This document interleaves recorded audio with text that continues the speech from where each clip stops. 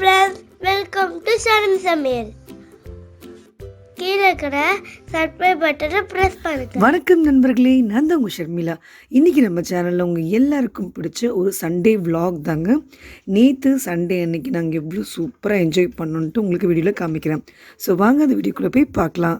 இந்த சண்டே பார்த்தீங்கன்னா எல்லோரும் ஒன்றா இருந்த டே ரொம்ப சூப்பரான டேயாக போயிட்டு இருந்தது. பிகாஸ் தங்கச்சியோட ஹஸ்பண்டு, குழந்தைங்க, குட்டீஸுன்ட்டு நாங்கள் ரொம்ப ஜாலியாக என்ஜாய் பண்ணிகிட்டு இருந்தோம். சண்டேனாலே நான்வெஜ் இல்லாமல் இருக்காது. அப்புறம் நிறைய ரெசிபிஸ் பண்ணலாம், அதை வீடியோவாக எடுக்கலான்ட்டு யோசிச்சுட்டு இருந்தோம். ஸோ அம்மா வந்து ரத்த பொடி மாஸ் ரொம்ப சூப்பராக பண்ணுவாங்கங்க. ஸோ அதை நான் உங்ககிட்ட காமிக்கிறேன் அம்மா கை பக்குவத்தில். ஸோ அம்மா அதை கையால் செஞ்சு உங்களுக்கு காமிக்கிறாங்க. ஸோ அவங்க வீட்டு கிச்சனில் தான் இந்த விலாகை நான் ஸ்டார்ட் பண்ணுறேன். ஸோ இன்றைக்கி பார்த்தீங்கன்னா ஒரே ஒரு ரத்தம் தான் வாங்கியிருந்தாங்க. அதை நல்லா வந்து உப்பு போட்டுட்டு வைக்கணும்னு சொன்னாங்க, இல்லை கரைஞ்சிருமா. ஸோ கல்லுப்பு போட்டு வச்சுருக்காங்க. நெக்ஸ்ட் அதை நல்லா க்ளீன் பண்ணுற வேலை பண்ணிகிட்டு இருந்தாங்க. ஏன்னா அதை க்ளீன் பண்ணால் அதில் குட்டி குட்டி முடி கூட இருக்குமா. ஸோ நல்லா வாஷ் பண்ணி க்ளீன் பண்ணி எடுத்து வச்சுட்டு இருந்தாங்க பாருங்கள். இதில் பார்த்தீங்கன்னா வெங்காயம், ஒரு 2 வெங்காயம் எடுத்திருக்காங்க. ஒரு ரத்தத்துக்கான இது அளவு தான். மிளகாய் தூள்லாம் போட மாட்டாங்க. பச்சை மிளகாய் நிறைய எடுத்திருக்காங்க. ஒரு 4-5 பச்சை மிளகாய் குட்டி குட்டியாக கட் பண்ணி எடுத்திருக்காங்க. இப்போ இஞ்சி ஒரு 50 கிராம்னா பூண்டும் அதே போல் 50 கிராம், ரெண்டுமே ஈக்குவலாக குட்டி குட்டியாக கட் பண்ணியிருக்காங்க. இஞ்சியை வந்து துருவி எடுத்துக்கிட்டாங்க, பூண்டை வந்து குட்டி குட்டியாக கட் பண்ணி எடுத்துக்கிட்டாங்க. அப்புறம் கொத்தமல்லி, கருவேப்பிலை, புதினா உங்களுக்கு ஃப்ளேவருக்கு ஏற்ற மாதிரி ஆட் பண்ணிக்கலாம். இதில் பேசிக்காக ரொம்ப சிம்பிளான பொருட்கள் தான். இப்போ கேஸ் ஆன் பண்ணி ஒரு கடாயை வச்சுட்டாங்க. அதில் கொஞ்சமாக எண்ணெய் போட்டு கடுகு போட்டாச்சு. இப்போ ஒவ்வொன்றா பொருட்கள் நம்ம தாளிக்க போகிறோம். ஃபஸ்ட்டு பூண்டு போட்டிருக்காங்க. பூண்டு நல்லா உங்களுக்கு கோல்டன் ப்ரௌன் ஆற வரைக்கும் நல்லா வதக்கி விடுங்க. நெக்ஸ்ட்டு வெங்காயம், இஞ்சி அப்படின்ட்டு ஒன்றா போட்டுக்க போகிறோம். எல்லா பொருளும் பார்த்திங்கன்னா நல்லா பாதிக்கு பாதி நல்லா சுருண்டு வரணும், நல்லா கோல்டன் ப்ரௌனாக மாறணும். ஸோ வெங்காயம் போடும் போதே பார்த்திங்கன்னா தேவையான உப்பும் போட்டாச்சு, அப்புறமா இஞ்சி போட்டாச்சு, நெக்ஸ்ட்டு பச்சை மிளகாய் போட்டாச்சு. அந்த கேப்பில் மஞ்சள் தூள் மட்டும்தாங்க சேர்க்குறாங்க, அந்த ஸ்மெல் இல்லாமல் இருக்கிறதுக்காக. இதில் மிளகாய் தூளோ பெப்பரோ எதுவுமே போடலை. பச்சை மிளகாய் காரத்தில் சூப்பராக இருக்கும். ஸோ நீங்கள் மஞ்சள் தூள் மட்டும் போட்டு நல்லா வதக்கிடுங்க. ஆட்டோட ரத்தம் போடுறாங்க. ஸோ இது வந்து உங்களுக்கு நல்லா உங்களுக்கு இந்த ஷேப்பில் இருக்கும், ரவுண்டாக இருக்கும், ஜெல்லி மாதிரி. இதை நல்லா குத்தி விடுவாங்க அம்மா.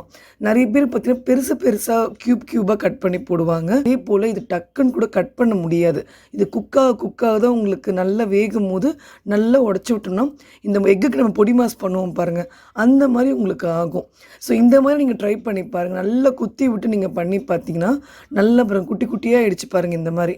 ஸோ இந்த மாதிரி நம்ம தோசை கரண்டியோ இந்த மாதிரி கரண்டி எடுத்து நீங்கள் குத்துனீங்கன்னா நல்லா ஈஸியாக உடையும். இதில் தண்ணியோ எதையுமே ஆட் பண்ணலைங்க. நார்மலாக நம்ம எப்படி செய்வோமோ அந்த முட்டை பொரியல் பண்ணுவோம் பாருங்கள், அதே மாதிரி தான். பட் நல்லா குத்தி விட்டு ஒரு 10 மினிட்ஸ்க்கு நல்லாவே குக் பண்ணணும். அதுக்கு மேலே ரொம்ப குக் பண்ண ஒரு மாதிரி ரப்பர் மாதிரி ஆகிடும்.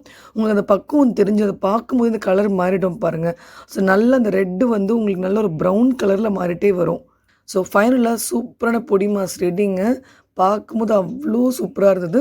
அப்புறம் நாங்கள் எல்லாருமே கும்பலாக உட்காந்து லன்ச் வேலைலாம் ஸ்டார்ட் பண்ணுறதுக்கு முன்னாடி இது சாப்பிடுவோம் அப்படின்ட்டு எல்லாம் குட்டி குட்டி பிளேட்டில் அம்மா குட்டீஸ்க்கு எங்களுக்கு எல்லாருக்கும் போட்டு கொடுத்துட்டு இருந்தாங்க. எல்லோரும் சாப்பிட்டு முடிச்சிட்ட பிறகு நெக்ஸ்ட்டு வந்து பிரியாணி பண்ணலாம் அப்படின்ட்டு யோசிச்சுட்டு இருந்தோம். ஸோ தம் பிரியாணி நான் பண்ண போகிறேன். ஸ்டெப் பை ஸ்டெப்பாக எனக்கு தெரிஞ்ச வரைக்கும் நான் உங்களுக்கு சொல்லித்தரேன். ஃபர்ஸ்ட் டைம் நானும் சீரக சம்பா ரைஸில் பண்ண போகிறேன். ஸோ அது எப்படி செய்கிறேன்ட்டு வாங்க பார்க்கலாம். பிரியாணி ஸ்டார்ட் பண்ணதுக்கு முன்னாடி நான் என்ன பண்ணேன், சிக்கன் கிரேவி பண்ணிகிட்டு இருந்தேங்க. இது பார்த்தீங்கன்னா க்ரீன் சிக்கன் கிரேவின்ட்டு. பட் நான் ரெசிபிஸ் வந்து கவர் பண்ணவே மறந்துட்டேன், அந்த கிளிப்பிங்ஸ் எல்லாம். ஸோ இது வேணும்னா கண்டிப்பாக சொல்லுங்கள், தனியாக நான் வீட்டில் ரொட்டி பண்ணி காமிக்கிறேன். இதில் பார்த்தீங்கன்னா மொச்சை, புதினா, கருவேப்பிலை, அப்புறமா உங்களுக்கு கொத்தமல்லி, பச்சை மிளகாய் காரம் மட்டும்தாங்க போட்டிருக்கேன். இதில் மிளகாய் தூளோ மிளகோ எதுவுமே போடல. ஸோ அந்த காரத்தில் சூப்பராக இருக்கும் இந்த சிக்கன் கிரேவி. பிரியாணி ஸ்டார்ட் பண்ணும்போது வேலை பார்த்தீங்கன்னா நல்ல ஒரு பாத்திரம் எடுத்துக்கோங்க. இப்போ நான் ஒரு 1/2 கிலோ மட்டனுக்கு 1/2 கிலோ ரைஸ் போட்டு தான் பண்ண போகிறேன். ஸோ நீங்கள் 1/2 கிலோ மட்டனுக்கு நீங்கள் 3/4 கிலோ கூட போட்டுக்கலாம், அதுக்கு மேலே போடாதீங்க. பட் உங்களுக்கு எப்படி ஃப்ளேவர் பிடிக்குமோ அதை மாதிரி செய்யுங்க. மட்டனில் பண்ணும்போது டேஸ்ட்டே வேறு லெவலில் இருக்கும். அளவு பார்த்தீங்கன்னா 1/2 கிலோ மட்டன் ரைஸ் இருக்கிறதுனால 200 கிராம் வெங்காயம் கட் பண்ணி போட்டிருக்கேன், ஒரு 4 பச்சை மிளகாய் போட்டிருக்கேன், அப்புறம் பட்டை, கிராம்பு அதெல்லாம் சேர்த்துருக்கேன். இந்த மசாலா ஐட்டம்ஸ் உங்களுக்கு என்ன பிடிக்குமோ நீங்கள் அதெல்லாம் சேர்த்துக்கலாம். எண்ணெய் ஒரு 100 ml இதுதான் பேசிக்காக போட்டு ஃபஸ்ட் தாளிச்சிட்டு இருந்தேன். இதில் வெங்காயம் நல்ல ஒரு கோல்டன் ப்ரௌனில் உங்களுக்கு மாறணும். சீரக சம்பா ரைஸ் செய்கிறதுனால ஃபஸ்ட்டு கேஸில் பாத்திரத்தை வச்சு வெங்காயம் தாளிச்சிட்ட பிறகு தான் அரிசி ஊற வைக்கணும், இல்லை உங்களுக்கு அரிசி ரொம்ப குழஞ்சிரும்.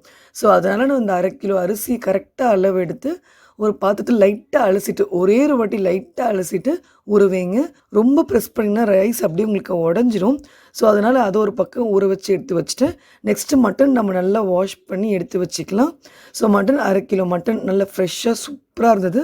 ஸோ அதை நம்ம வாஷ் பண்ணி எடுத்து வச்சுக்க போகிறோம். கொத்தமல்லி புதினாலாம் மோஸ்ட்லி நம்ம கடைசியில் தான் போடுவோம். பட் பிரியாணி பண்ணும்போது மட்டும் ஸ்டார்டிங்கில் போட்டுருங்க. குட்டி குட்டியாக கட் பண்ணி இந்த கொத்தமல்லி அப்புறமா புதினா 1 கப் அளவுன்ற மாதிரி கட் பண்ணி போட்டிருக்கேன். அதுலேயே இஞ்சி பூண்டு பேஸ்ட்டு ஒரு 50 கிராம் போட்டிருக்கேன். ஸோ அதுவும் தாளிச்சிட்ட பிறகு நம்ம நெக்ஸ்ட்டு வேலை பார்த்திங்கன்னா தக்காளி ஆட் பண்ணியிருக்கேன். வெங்காயம் எவ்வளோ எடுக்கிறீங்களோ ஈக்குவலான தக்காளி போட்டுக்கோங்க. அது ஒரு நல்ல டேஸ்ட்டை கொடுக்கும். இப்போ 200 கிராம் தக்காளி போட்டிருக்கேன். இந்த டைமில் நம்ம டக்குன்னு மிளகாய் தூளை போட்டுருணுங்க. அப்போ தான் உங்களுக்கு நல்ல ஒரு கலர் கொடுக்கும் பிரியாணி. ஸோ மிளகாய் தூள் ஒரு 3 டீஸ்பூன் நல்ல ஒரு காரத்துக்கு ஏற்ற மாதிரி உங்களுக்கு எப்படி காரம் பிடிக்குமோ அந்த மாதிரி நம்ம இப்போவே ஆட் பண்ணிக்கலாம். நெக்ஸ்ட்டு உப்பு சேர்க்கணும். உப்பு இதில் பார்த்தீங்கன்னா 70% அப்படின்ற கணக்கு மாதிரி போட்டுக்கணும். 30% உப்பு வந்து நம்ம அரிசி வேக வைக்கிறோம் பாருங்கள், அதில் போட்டுக்கணும். ஸோ அந்த மாதிரி கரெக்டாக யோசித்து போட்டுக்கணும். இது கை அளவு தான். ஸோ இதில் வந்து நான் உப்பு தேவையான அளவு போட்டுட்டேன்.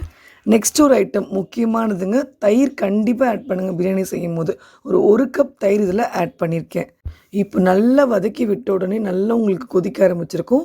அடுத்த இம்பார்ட்டன்ட் விஷயம் பார்த்திங்கன்னா தண்ணி அளவு தான்.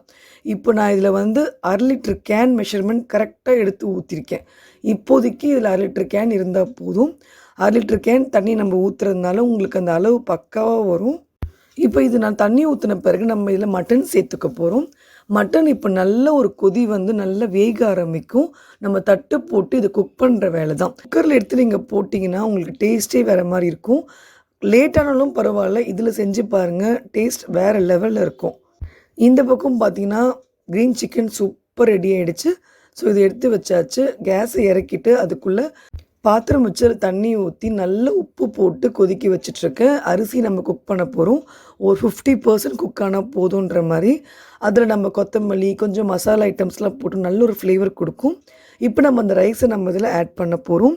ரொம்ப உடைக்காமல் பார்த்து நிதானமாக ஆட் பண்ணுங்கள். ஒரு 50% குக் ஆன பிறகு நம்ம அரிசியை தனியாக ஃபில்ட்ரு பண்ணி எடுத்துக்கலாம். தண்ணியை கீழே ஊற்றாதையும் கண்டிப்பாக அது யூஸ் ஆகும். நெக்ஸ்ட்டு மட்டன் நல்லா வெந்திருக்கா பாருங்கள். 80% வெந்திருந்தால் போதும். 20% நம்ம தம் போடும் போது குக் ஆகிடும். மோஸ்ட்டாக பிரியாணியில் நெய்யெலாம் சேர்த்துக்காதீங்க. நான்வெஜ் பண்ணும்போது உங்களுக்கு ரொம்ப திகட்டிடும். நார்மல் கடலை நெய் போதும். இப்போ நம்ம ஃபில்டர் பண்ணி வச்சுருக்க ரைஸை கொஞ்சம் கொஞ்சமாக ஆட் பண்ணிக்கலாங்க. லேயராக போடுங்க. ரொம்ப பார்க்க நல்லாயிருக்கும். ரொம்ப உடச்சிடக்கூடாது. அடுத்த ஒரு முக்கியமான டிப்பு, இப்போ நீங்கள் இது பண்ணும்போது தண்ணியும் அந்த ரைஸும் பாருங்கள் ஈக்குவலாக இந்த மாதிரி இருக்கணும். ரொம்ப தண்ணி வந்து உங்களுக்கு கம்மியாக தெரிஞ்சதுன்னா நம்ம ஃபில்டர் பண்ணி வச்சுருந்தோம் பாருங்கள், அந்த தண்ணியை வேணால் அந்த முழுகிற அளவுக்கு நீங்கள் ஊற்றிக்கோங்க. பட் ரொம்ப தண்ணியை ஊற்றிடக்கூடாது. இப்போ இதுக்கு மேலே நம்ம தம் போட போகிறோம். ஒரு பிளேட் இதுக்கு கரெக்டாக மேட்ச் பண்ணி அதுக்கு மேலே அந்த ஃபில்டர் பண்ண தண்ணியை வெயிட் வைக்க போகிறோம். ஸோ எல்லா பக்கமும் காற்றே போகாத மாதிரி நம்ம லாக் பண்ணி வச்சிடலாம். ஃபஸ்ட்டு ஒரு 2 மினிட்ஸ்க்கு ஃபுல் கேஸில் வைங்களேன். நல்லா உங்களுக்கு அந்த புகை வரும்.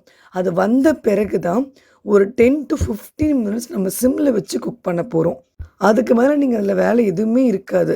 15 மினிட்ஸ் கழித்து நீங்கள் திறந்து பார்த்தீங்கன்னா பிரியாணி பாருங்கள் சூப்பராக பக்காவாக ரெடியாக இருக்குது. தண்ணியோ அந்த குழஞ்சிருக்கிறதோ நீங்கள் எதுவுமே பார்க்க முடியாது. மோஸ்ட்டாக சீரக சம்பா ரைஸ் இப்படி தான் உங்களுக்கு இருக்கும்.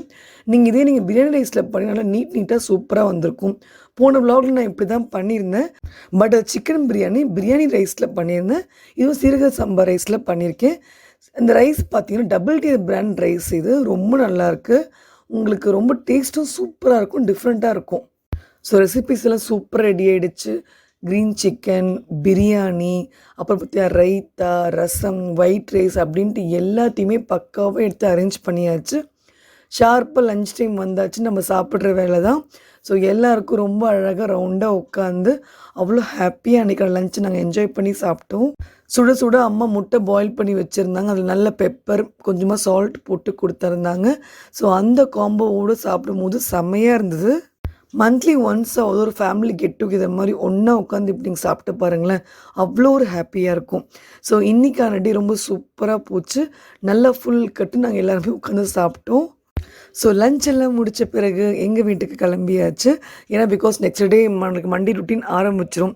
ஸோ குட்டீஸ்க்கு ஸ்கூலு, அவருக்கு ஆஃபீஸுன்றதுனால ஈவினிங்கே வீட்டுக்கு வந்தாச்சு. ஸோ அன்றைக்கி ரொம்ப ஹாப்பியான டே என்னென்னா, அன்றைக்கி பிக் பாஸோட ஃபைனல்ஸ். ஸோ நேற்று வந்து நீங்கள் எல்லாருமே ஃபைனல்ஸ் பார்த்துருப்பீங்கன்னு நினைக்கிறேன். பட் நானும் ரொம்ப ஆசைப்பட்டுட்டு இருந்தேன் ஆரி சார் தான் வின் பண்ணணும் அப்படின்ட்டு. எனக்கு ஆரி சாரையும் பிடிக்கும், பாலாவையும் பிடிக்கும். 2 பேருமே ஃபைனலோட எண்டுக்கு வரும்போது அவ்வளோ ஒரு ஹாப்பியாக இருந்தது. அவரோட ஸ்மைலே அவ்வளோ ஒரு சூப்பராக இருந்தது. எனக்கு இந்த காஸ்டியூம் ரொம்ப பிடிச்சிருந்தது. ஸோ அந்த கலர் காம்போ பாருங்க ரொம்ப நல்லா இருந்தது. உங்களுக்கு யாரை பிடிச்சிருந்தது சொல்லுங்கள் கமெண்ட்டில். நான் வந்து பிக் பாஸ் ஃபைனல்ஸ் வந்து ஆரி சார் தான் வின் பண்ணணும்னு நினச்சிட்டே இருந்தேன். ஸோ அன்றைக்கி அவர் வின் பண்ணும்போது அவ்வளோ ஒரு ஹாப்பியாக இருந்தது. நைட்டு 12 வரைக்கும் வெயிட் பண்ணி பார்த்துட்டு போது நிம்மதியாக படுத்த மாதிரி இருந்தது எனக்கு. ஸோ எனக்கு இந்த பிக் பாஸில் வந்து இவர் வின் பண்ணதில் ஒரு பெரிய விஷயம் நான் கற்றுக்கிட்டது, எந்த இடத்துலையும் நம்ம நேர்மையாக இருந்தால் கண்டிப்பாக நம்ம ஜெயிப்போம் அப்படின்ற ஒரு விஷயம்தான். ஸோ அது நம்ம வாழ்க்கையில் ரொம்ப ரொம்ப முக்கியமான விஷயம். ஸோ நம்ம எப்போவுமே நம்மளோட வாழ்க்கையில் கரெக்டாக நம்ம ஸ்டைலில் நம்ம வாழ்ந்துகிட்டே போனாலும் தப்பே கிடையாது. நேர்மை எப்போயுமே ஜெயிக்கும்ன்றது ஒரு பெரிய எக்ஸாம்பிள் இந்த பிக் பாஸோட ஆரி சார் வின் பண்ண டைட்டில். ஸோ இதோட இந்த விலாகை நான் முடிச்சுக்கிறேன். இந்த சண்டே விலாக் உங்களுக்கு ரொம்ப பிடிச்சிருக்கும்னு நினைக்கிறேன். பிடிச்சிருக்கவங்க லைக் பண்ணுங்கள், ஷேர் பண்ணுங்கள் அண்ட் உங்கள் ஃபீட்பேக் எனக்கு கமெண்ட்டில் சொல்லுங்கள். இதே போல் இன்னொரு வீடியோவில் சந்திக்கிறேன். Have a great day friends. Bye.